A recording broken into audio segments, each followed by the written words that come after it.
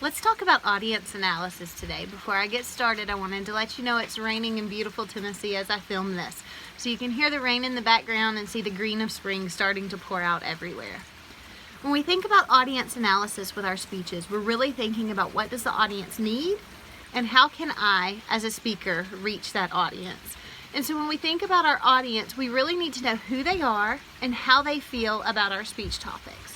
When we work in the land of persuasion, as we're about to for 2 speeches, we really want to know, what does our audience know?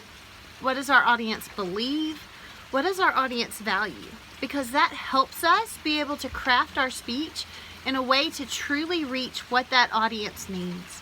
And so audience centeredness is where you keep your audience at the forefront of every decision you make as a speaker. And we've talked a lot this semester about how audience analysis really occurs all throughout the speech making process. When you select your topic, when you deliver your speech, and when you're researching that speech.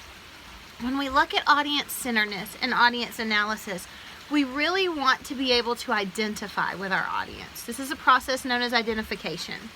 It's where we as a speaker create a bond with our audience, where we feel connected to each other in some way, shape, or form.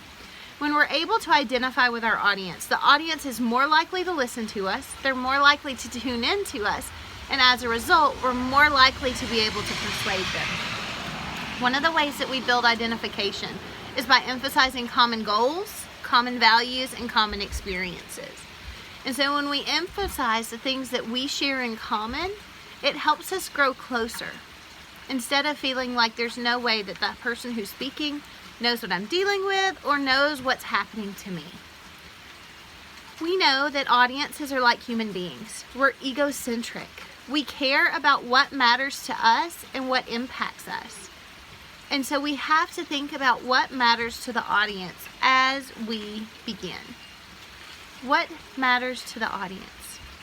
If my topic doesn't immediately matter to the audience, as a speaker, I have to show them why it should and how it does matter to them so that they can be pulled in and tune in to what I'm talking about. Your textbook goes into great detail about demographic audience analysis and how we look at those demographic factors to help us as we present. As always, when you look at demographics, it gives you a little bit about your audience, but don't allow that to lead to stereotyping, where we get an oversimplified image of a group of people. Just like your classmates are vitally different, and just like I'm different from the other professors that you have, we don't want to take one characteristic, college student, professor, and then try to apply it to all, because that leads to us greatly missing what we need to do. When we look at our demographics, it helps us, though, understand what our audience has been through, what we've engaged with. And as a result, it helps us know what examples to use and what definitions to use that can connect with our audience the best. We also have to look at something known as the situational audience analysis. A situational audience analysis looks at the situation that they're in at this point in time. So if we take a minute and we think about our situation right now with the COVID-19 pandemic, our world is vastly different today than it was a week ago, 2 weeks ago, and if we go back to the beginning of the semester, wow, lots and lots of changes. When we look at those situational contexts, we're able to really think about, where is our audience right now? What are they dealing with? How are they engaging? And we're able to think about, how can I best reach my audience based on that? I'm a firm believer that with all of these changes, it's very impossible for you to take an hour and a half out of your day on Tuesdays and Thursdays to sit down and listen to me live.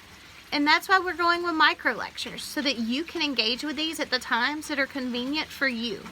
My situational audience analysis of what's going on in our world said we need to be able to be asynchronous, to not have to meet at the same time, so that we can meet each other's needs better. When you look at your audience's needs, it helps you be able to know your audience better. And when we know our audience better, we're able to reach them. Make today a great day.